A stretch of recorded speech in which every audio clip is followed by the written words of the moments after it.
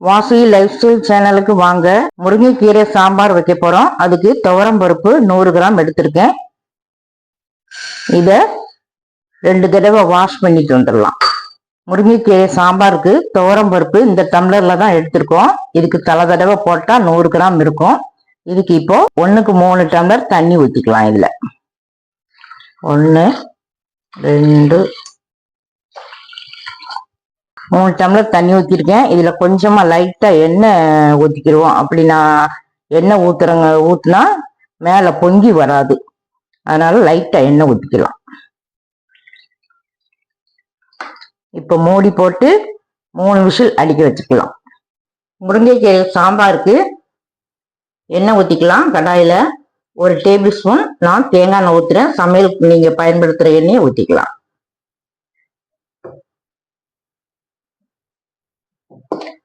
கடுகு உளுந்தம்பருப்பு போட்டுக்கலாம். இது கூடவே 1/4 டீஸ்பூன் வெந்தயம் போட்டுக்கலாம். கொஞ்சமா கருவேப்பிலை போட்டுக்கலாம். மீடியம் சைஸ் பல்லாரி வெங்காயம் 1.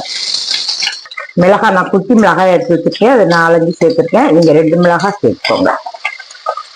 இந்த மாதிரி கீரி போடணும்.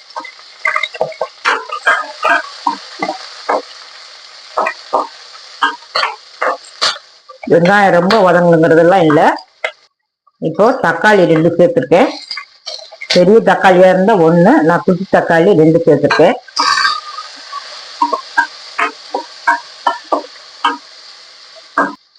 கல் உப்பு 1/2 டீஸ்பூன். 1 கைப்பிடி முருங்கை இலை வாஷ் பண்ணி வச்சிருக்கேன். அது சேர்த்துக்கலாம்.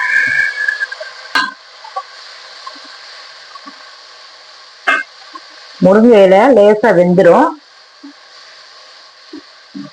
ரொம்ப வேக வைக்கணுங்கிறது இல்லை.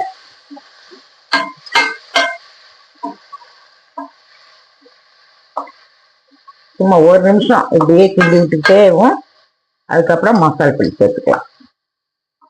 1 நெல்லிக்காய் சைஸ் புளியை கரைச்சி வச்சிருக்கேன். அதை ஊற்றிக்கலாம். இதுல சாம்பார் பொடி 2 டீஸ்பூன் சேர்த்துக்கலாம்.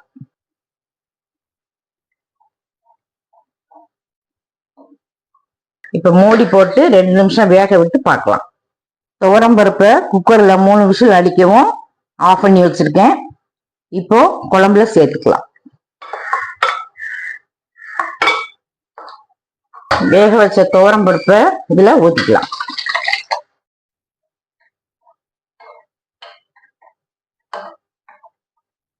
சாம்பாருக்கு தேவையான தண்ணி ஊற்றிக்கலாம். 2 நிமிஷம் வேக வச்சு ஆஃப் பண்ணிக்கலாம். கடைசியா கொத்தமல்லி தூவி இறக்கிக்கலாம். முருங்கையில சாம்பார் பெர்ஃபெக்டா ரெடி ஆயிடுச்சு. இப்போ அடுப்பு ஆஃப் பண்ணிக்கலாம். ஹெல்த்தியான சத்துள்ள அந்த முருங்கைக்கீரை சாம்பாரை செய்து சாப்பிட்டு பார்த்துட்டு சப்ஸ்கிரைப் பண்ணுங்க. பெல் பட்டன் ஆன் பண்ணுங்க. பிடிச்சிருந்தா லைக் பண்ணுங்க.